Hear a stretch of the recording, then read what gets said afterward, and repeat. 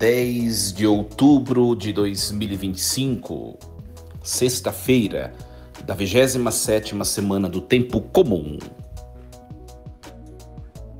Meus queridos filhos e filhas, ouvintes da Rádio Rainha da Paz, queridos seguidores de minhas redes sociais, que alegria nos encontrarmos nesta sexta-feira. Sextou com alegria, uma alegria, minha gente, nós chegarmos ao fim de uma semana, né?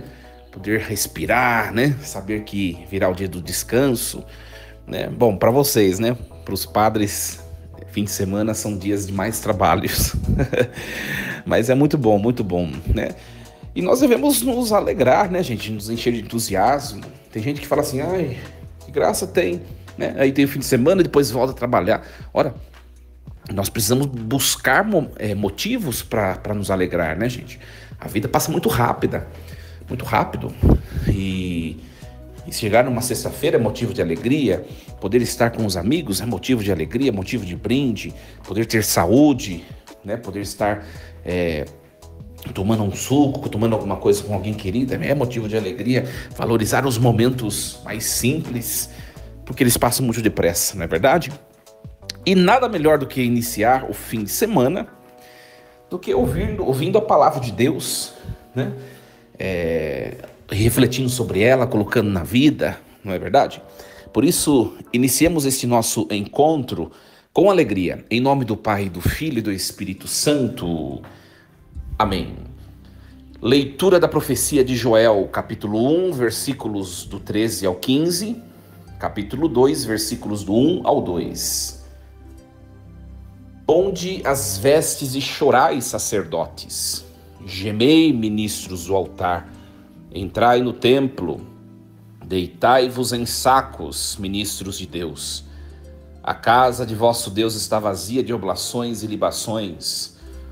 Prescrevei o jejum sagrado. Convocai a assembleia. Congregai os anciãos e toda a gente do povo na casa do Senhor vosso Deus. E clamai ao Senhor. Ai de nós neste dia. O dia do Senhor está às portas, está chegando com a força devastadora da tempestade. Tocai trombeta em Sião, gritai alerta em meu santo monte. Tremam os habitantes da terra, que está chegando o dia do Senhor, ele está às portas. É um dia de escuridão fechada, dia de nuvens e remoinhos, como aurora espraiada nos montes. Assim é um povo numeroso e forte, tal como jamais se viu algum outro, nem jamais se verá, até aos anos de gerações futuras.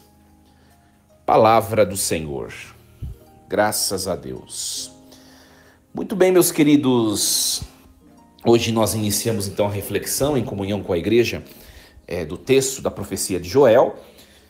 É muito importante, vocês sabem que eu tenho uma alegria imensa, um prazer imenso de poder degustar os textos bíblicos, e é muito bom isso, gente, né? A liturgia da igreja é belíssima. E antes da gente ler o texto ou os versículos e colocar na nossa vida, é sempre importante entender a estrutura textual, né? Eu prezo sempre por isso, né? Vamos entender um pouquinho sobre o livro de Joel. Minha gente, as outras profecias, por exemplo, nós estamos ouvindo Malaquias, antes Abacuque. Esses textos, eles trazem algumas informações que nos possibilitam de pontuá-los historicamente. Por exemplo, Abacuque viveu na época X. Por quê? Porque no seu texto ele fala desse rei, esse rei é um rei pós-exílico, um exemplo, tá? Agora, Joel, ele não dá informações que nos possibilitam falar de maneira assertiva. Joel é um profeta de tal período histórico. Por isso que os estudiosos, né, eles vão dizer que o profeta Joel, ele pode ter vivido desde o século 9 a.C., até o século V a.C. Nós não sabemos com exatidão, tá? São evidências, são apontamentos, são partes do texto que são falados, isso sugere que seja tal século, que seja tal período histórico, mas com exatidão nós não sabemos, tá? Então, tem estudiosos que argumentam que ele viveu na época, no finalzinho do século IX, mais ou menos no ano de 835. Outros estudiosos dizem que ele viveu no período persa, no século V a.C., tá? Que é o pós-exílio. Nós não sabemos. Então vamos entender um pouquinho os argumentos desse grupo de estudiosos e do outro. Os estudiosos que acreditam que Joel foi escrito no final do século IX a.C. Essa data é defendida pelo fato de Joel não mencionar reis durante o reinado de Joás, tá? Que era um governante jovem, tá? E também não menciona a presença de sacerdotes, de vários sacerdotes, tá? Então, se a gente vai no século V, lá nós temos a menção de reis, de sacerdotes, né? Então, as menções também no texto de Joel, porque ele menciona as nações da Fenícia, do Egito, Edom, que são proeminentes dessa época histórica, tá? Então, para esse grupo de estudiosos, Joel seria contemporâneo a Eliseu, tá? Ou seja, a época que sucede Elias, tá? Muito bem. O outro grupo de estudiosos diz que ele viveu 4 séculos depois, né? No século V antes de Cristo. Quais os motivos, quais justificativas? Essa visão se baseia na ideia em que a profecia ocorreu durante o retorno do exílio babilônico, tá? Quando Judá não tinha um rei. Então, nós vemos que há falta de reis no texto de Joel. Ou é antes, ou é nessa época do século IX, ou é depois do exílio, porque não tinha mais reis, né? Quando o povo ficou preso no exílio, se perdeu a nobreza, né? Se perdeu a dinastia real, né?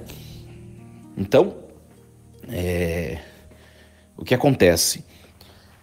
Ou é bem antes ou é depois do exílio. Deu para entender? Então, esse segundo grupo de estudiosos, que acreditam que seja uma profecia do século V, acreditam ser depois do exílio.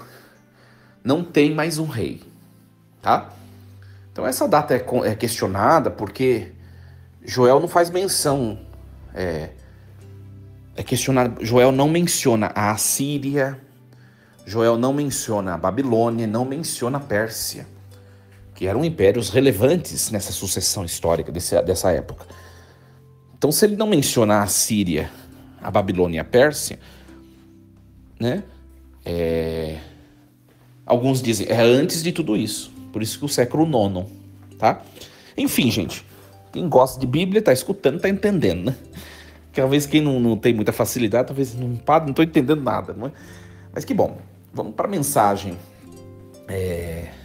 Vamos entender um pouquinho a mensagem, agora que a gente vai entender melhor. Quem não estava entendendo vai entender agora. Joel, ele fala para um povo, gente, que sofreu uma calamidade, tá? Destruição agrícola, a seca, gafanhotos, as privações que afetam até mesmo o culto litúrgico. Não tem mais ofertas, não tem libações, né? Não tem mais liturgia no templo. Então, um tempo de verdadeira calamidade, né? Uma crise religiosa que é oriunda de uma crise social. O povo está fragilizado materialmente, tá? E é verdade, né, gente?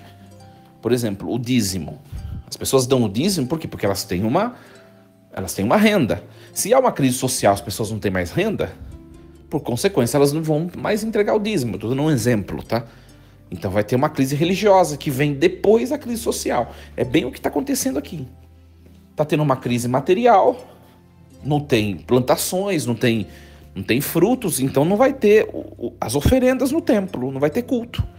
É o que estava acontecendo. E Joel, ele sugere que há uma culpa, tá? Há uma responsabilidade espiritual, né? Para ele, o desastre que está acontecendo, o desastre natural que está acontecendo, ele é visto como uma advertência de Deus, tá? E aparece a expressão o dia do Senhor, que é uma expressão muito marcante no texto de Joel, tá? O dia do Senhor, ele funciona aqui nessa profecia como que o eixo dessa mensagem de Joel é apresentado como iminente, terrível, cósmico. É um dia cosmicamente, vamos dizer assim, potencial, né? Mas também ele é visto como um dia de esperança para os que se voltam a Deus, tá? Então, esse dia do Senhor de que Joel fala no seu texto, ele é interpretado por três dimensões, tem três dimensões interpretativas. Primeira dimensão histórica, né? Os próprios desastres são sinais, né, desse dia do Senhor. Chegou o dia da ira, né? Depois nós temos no Novo Testamento, na tradição da igreja, o hino Dies Irae, né? O dia da ira. Então tem uma dimensão histórica. Tem uma dimensão messiânica ou cristológica, né? No Novo Testamento, o apóstolo Pedro, nos Atos dos Apóstolos, ele menciona Joel, né? Tá? Por quê? Porque lá no evento de Pentecostes, nos Atos dos Apóstolos, né? Ele diz assim, que no dia do Senhor, o dia de Pentecostes, aconteceu o derramamento do Espírito.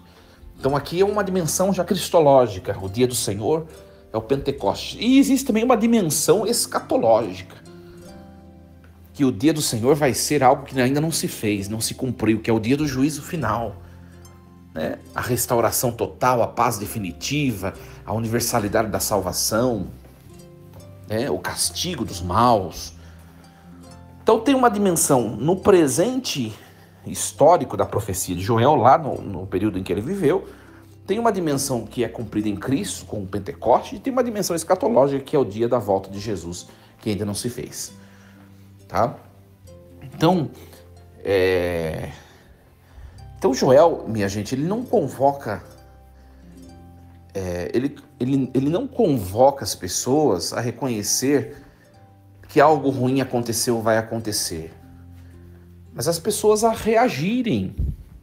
Em vez de ficar esperando algo ruim acontecer, ou ficar olhando para trás e ver o que já aconteceu de ruim, vamos nos arrepender, vamos fazer jejum, vamos começar a rezar mais, vamos melhorar um pouco, vamos lamentar. É isso que a profecia de Joel vem nos convidar também a nós, a conversão do coração. O culto litúrgico, que é o jejum, o templo, as ofertas, aparece como uma ajuda, como um lugar de encontro com Deus. Mas o cerne é o reconhecimento do pecado e a conversão, o arrependimento. Tá? Então vamos entender um pouquinho o texto parte por parte, antes de nós finalizarmos, tá? Nessas duas partes. Nós ouvimos aqui 2 capítulos. Então, o primeiro capítulo, que é o versículo do 13 ao 15, tá? Cingi-vos, sacerdotes, chorai, soltai gritos, ministros do altar. Vinde, passai a noite vestidos de saco, ministros de Deus, porque a casa do vosso Deus, o povo desapareceu, da casa do vosso Deus desapareceu a oferenda e a libação. O que quer dizer aqui? O profeta está chamando os sacerdotes, os chamados ministros do altar, para iniciarem um gesto litúrgico de luto, tá? Ou seja, chorar, gritar, vestir saco. Naquela época era um gesto litúrgico de luto, tá? Isso indica quebra do culto, né? Desapareceu a oferenda e a libação, ou seja, por um motivo social, não tem o que oferecer a Deus. Então vamos mudar o culto, vamos chorar, fazer penitência, vestir de sacos. Por que não tem oferenda? Como já expliquei para vocês, né? Por causa da crise social, né? A calamidade. Devia estar acontecendo a seca, a invasão dos gafanhotos e tantas outras coisas. E o povo não trouxe as ofertas habituais, tá? E o jejum sagrado, a assembleia, a reunião dos anciãos, dos habitantes, ou seja, todos devem participar. Não só a liderança que deve reagir, mas o povo todo, né? Muito interessante isso, né? Porque às vezes tem pessoas na igreja que se sentem desobrigadas à vida de busca de Deus, de santidade, a vida de oração. Ah, isso é coisa para os clérigos, coisa para os padres, né? Não. Olha aqui, chama todo o povo a se unir ao culto de luto, a oração, a penitência, se vestir de sacos, né? E aí ele fala, ai, que dia terrível, né? O dia do Senhor está perto, virá como uma assolação da parte do Todo-Poderoso, que é o chamado dia do Senhor, né? O que é esse dia de assolação da parte de Deus, né? É a manifestação de Deus que está se utilizando de um acontecimento natural para chamar o povo à conversão. É claro que aqui não tem como a gente deixar de lembrar, né, gente? O período que nós vivemos há 5 anos atrás, a pandemia, não é verdade? Claro, isso aí é uma percepção minha, tá? Minha. Eu tenho para mim que essa pandemia foi um grande chamado de Deus para que a sociedade se voltasse para Deus, né? As pessoas estavam muito seguras de si, né, gente? Eu não preciso de Deus, eu preciso de dinheiro. Minha vida financeira está alicerçada, está bem. Eu sou mais eu sou o Todo-Poderoso. Olha, e Deus mostrou que Ele está acima de tudo, né? Um desastre natural matou pobres, mas matou um monte de gente milionária, né? Matou brancos, mas matou pretos. Matou europeus, mas matou também sul-americanos, né? Matou, enfim. Nós percebemos isso, né? Uma análise minha, né? Só que, infelizmente, a gente vê o resultado, o mundo voltou a ser pior do que era, né? Deus chama, né? Utiliza dos sinais. Agora, a resposta do homem depende do arbítrio humano, né, gente? Tá? E aqui, uma mensagem muito bonita. Quando o culto físico ele é afetado, Deus ele cuida do culto e do templo, né? Então, nós vemos aqui que esse dia do Senhor aparece como real, como iminente, algo que impacta o povo, né? Mas ao mesmo tempo algo que faz alusão, né, a um dia do Senhor muito pior que vem pela frente, que nós sabemos que vai ser o dia final, né, gente? Falei para vocês da dimensão escatológica. E depois nós temos a segunda parte do texto de Joel, que é o capítulo 2, versículo do 1 ao 2. Tocai a trombeta em Sião, dai alarme no meu monte santo, estremeçam todos os habitantes da terra, tal. O que acontece aqui? Essa trombeta, esse alarme, é um símbolo litúrgico e profético de convocação, de alerta, de chamamento, né? Sião, Monte Santo, refere-se ao lugar da presença de Deus, que é Jerusalém. Hoje nós diríamos, é a igreja, né? Então Deus está convocando, a convocação é urgente, é universal. Deus está convocando o ser humano, né? E continua a fazê-lo por meio da igreja. Tá? E essa convocação, lembra que Deus se comunica por sinais, né? O alerta, a trombeta, o som, né? Aí está o papel da igreja no mundo, né, gente? Nós vemos que o que a igreja realiza como cerne na sua ação no mundo? São os sacramentos. Os sacramentos e o anúncio do evangelho. O anúncio da verdade, a pregação da verdade. Isso é o cerne, né? Jesus diz, ide em todos os povos, batizai em nome do Pai, do Filho e do Espírito Santo e chamai a conversão. Anunciar que o reino de Deus está perto. Então, a missão principal da igreja é batizar, ou seja, são sacramentos, e é anunciar o reino de Deus está próximo, ou seja, é chamar a conversão. Nós precisamos, a partir dessa palavra, verificar se nós estamos chamando as pessoas, exortando as pessoas que haverá o dia do Senhor. O mundo de hoje, as pessoas que vão na igreja até hoje, perderam o sentido do juízo final. Nós que somos católicos, muitas vezes, vivemos como se não haverá um fim. E é esse o questionamento.